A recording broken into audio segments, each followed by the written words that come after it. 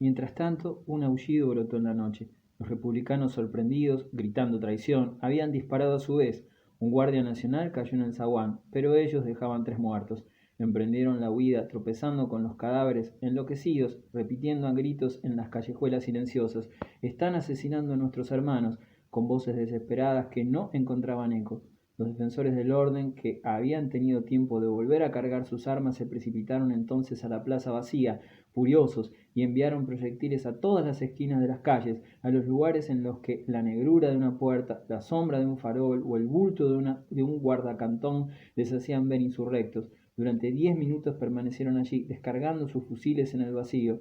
El tiroteo había resonado de repente en la ciudad dormida. Los vecinos de las calles cercanas, despertados por el ruido infernal de los disparos, se habían sentado en sus lechos, castañeteándoles los dientes de terror. Por nada del mundo hubieran asomado la nariz a la ventana, y lentamente, en el aire desgarrado por los disparos, una campana de la catedral comenzó a tocar a rebato con un ritmo tan irregular y tan extraño que parecía un martilleo de un yunque. El ruido de un caldero colosal golpeando por el brazo de un niño encolerizado, aquella campana aulladora que los vecinos no reconocieron, los aterrorizó todavía más que las detonaciones de los fusiles, y hubo algunos que creyeron oír el ruido de una fila interminable de cañones rebotando sobre el empedrado de las calles. Volvieron a acostarse y se taparon con las mantas, como si hubiesen corrido algún peligro, permaneciendo sentados en sus camas, en las alcobas cerradas, con las sábanas sostenidas contra la barbilla y la respiración cortada. Encogiéronse, pues, en tanto que los picos de los pañuelos con que se cubrían la cabeza les caían sobre los ojos, y mientras sus esposas, apelotonadas a su lado, metían la cabeza bajo la almohada, muertas de miedo. Los guardias nacionales que habían quedado en las murallas oyeron también los disparos y acudieron en desbandada, en grupos de 5 o 6, creyendo que los insurrectos habían entrado por algún pasadizo subterráneo y turbando el silencio de las calles con sus carreras despavoridas. Roudier fue uno de los primeros que llegaron, pero Rougon los envió de nuevo a sus puestos, diciéndoles severamente que no se abandonan así las puertas de una ciudad. Consternados por este reproche, porque en su pánico había dejado efectivamente las puertas sin defensor, volvieron grupas, y nuevamente al galope atravesaron las calles con un estrépito más espantoso aún. Durante una hora, Plassans pudo creer que un ejército enloquecido lo cruzaba en todos sentidos. El tiroteo, el toque a rebato, las marchas y contramarchas de los guardias nacionales, sus armas que llevaban arrastrando como si fueran garrotes, sus llamadas desesperadas en la sombra, formaban el estrépito ensordecedor de una ciudad tomada por asalto y entregada al saqueo. Este fue el golpe de gracia para los desventurados vecinos, que creyeron que habían llegado los insurrectos. Ya habían dicho ellos que aquella sería su noche suprema, y que antes del día Plassans desaparecería bajo la tierra o se desvanecería en humo, y en su lecho esperaban la catástrofe, locos de terror, imaginando a veces que su casa vacilaba ya en sus cimientos. Granot seguía tocando a rebato, cuando el silencio cayó de nuevo sobre la ciudad. El ruido de aquella campana se hizo lúgubre. Rougon, a quien la fiebre abrazaba, se sintió exasperado por aquellos lamentos lejanos y corrió a la catedral, en la que encontró una puertecilla abierta. En el umbral estaba el sacristán. «Vamos, basta ya», le gritó a este hombre. «Eso crispa los nervios, parece alguien que llora». «No soy yo, señor», respondió el sacristán con gesto desolado. «Es el señor Granot, que ha subido al campanario. Yo le había quitado el badajo a la campana por orden del señor cura, precisamente para evitar que se tocase a rebato, pero el señor Granot no quiso atender razones y echó escaleras arriba. No sé con qué demonios puede hacer ese ruido». Rougon subió precipitadamente la escalera que conducía a las campanas mientras gritaba: «Basta, basta, acabe ya, por amor de Dios». Una vez arriba, a la luz de un rayo de luna que penetraba por una ojiva, vio a Granot, sin sombrero, blandiendo furioso un pesado martillo, poniendo en ello todo su entusiasmo. Se echaba hacia atrás, tomaba impulso y caía sobre el bronce sonoro como si hubiese querido partirlo. Todo su cuerpo rechoncho se encogía, y cuando se había arrojado sobre la gran campana inmóvil, las vibraciones le despedían de nuevo hacia atrás y él volvía a caer con nuevo ímpetu. Parecía un herrero batiendo un hierro rojo, pero un herrero de levita, pequeño y calvo, con movimientos torpes y rabiosos.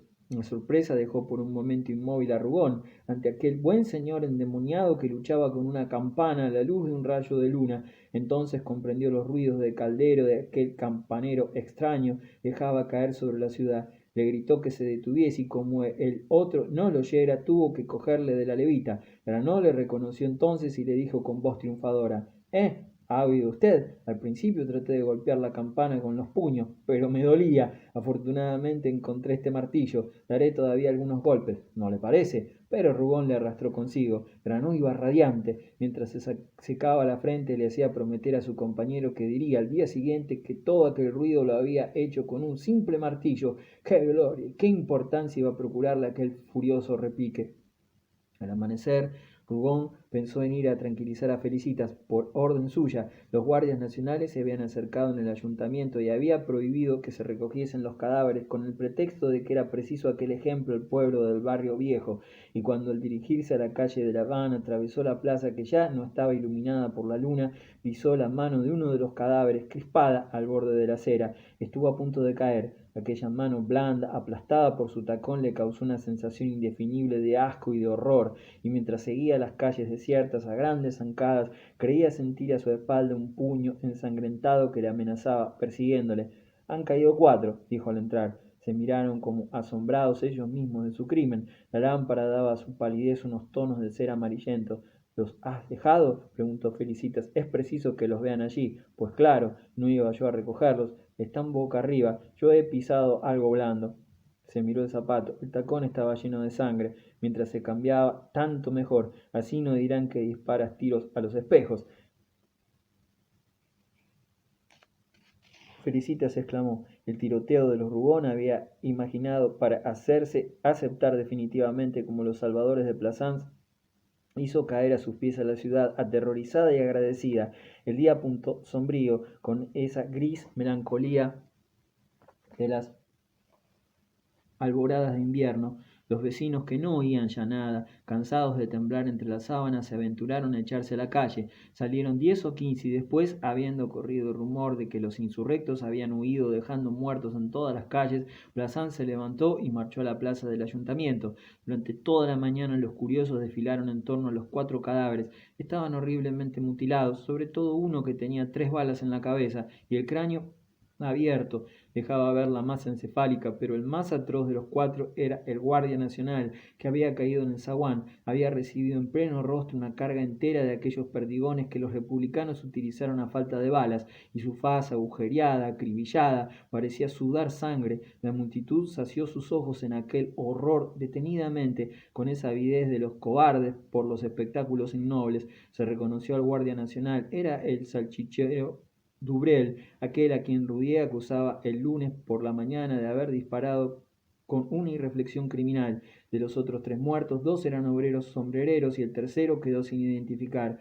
Y ante los rojos charcos que manchaban el suelo había grupos de gente boquiabierta y estremecida que volvían la cabeza con gesto de desconfianza, como si aquella justicia sumaria no había restablecido en las tinieblas el orden a tiros, los acechase espiando sus gestos y sus palabras, dispuesta a fusilarlos a su vez si no besaban con entusiasmo la mano que acababa de salvarlos de la demagogia.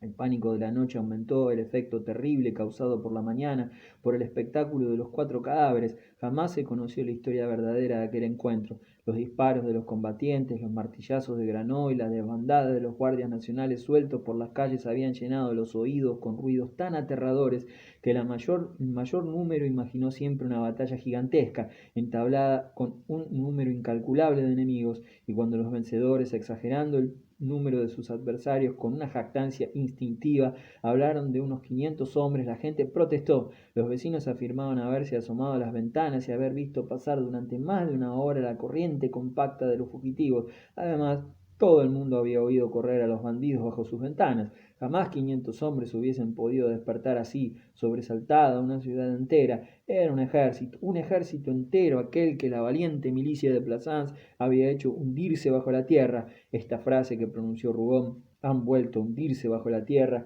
pareció de una gran exactitud, porque los que guardaban las murallas juraron por lo más sagrado que ni un hombre había entrado ni salido, lo cual añadió al hecho de armas cierto misterio, la idea de unos diablos hundiéndose en las llamas, cosa que acabó de trastornar las imaginaciones.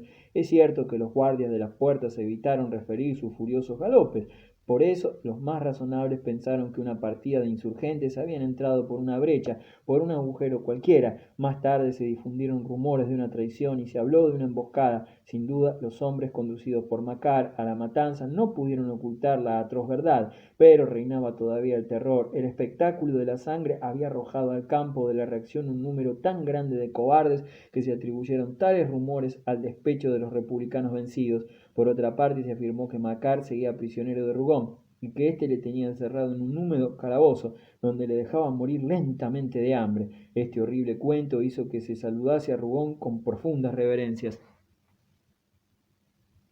Así fue como aquel hombre grotesco, aquel burgués tripudo, fofo y pálido, se convirtió en una noche en un hombre terrible, de quien nadie volvió a atreverse a reír. Había metido en un pie en la sangre. El pueblo del barrio viejo quedó mudo de espanto ante los muertos, pero a eso de las 10, cuando la gente distinguida de la ciudad nueva comenzó a llegar a la plaza, se llenó de conversaciones sordas y de exclamaciones ahogadas. Se hablaba de otro ataque, de aquella conquista del ayuntamiento en la que solo un espejo había sido herido, y esta vez ya no se hacían bromas a costa de Rugón, sino que se le nombraba con un respeto medroso. Era realmente un héroe, un salvador. Los cadáveres con los ojos abiertos miraban a aquellos señores, los abogados y los rentistas que se estremecían murmurando que la guerra civil tiene lamentables exigencias. El notario, el jefe de la diputación enviada la víspera al ayuntamiento, iba de grupo en grupo recordando el "estoy dispuesto" del hombre enérgico a quien se debía la salvación de la ciudad. Fue un aplanamiento general. Los que se habían burlado más cruelmente de los 41, aquellos sobre todo que habían tachado a los Rugón de intrigantes y de cobardes, que disparaban tiros al aire, fueron los primeros en hablar de conceder una corona de laurel al gran ciudadano de quien Plassans se sentiría eternamente orgulloso,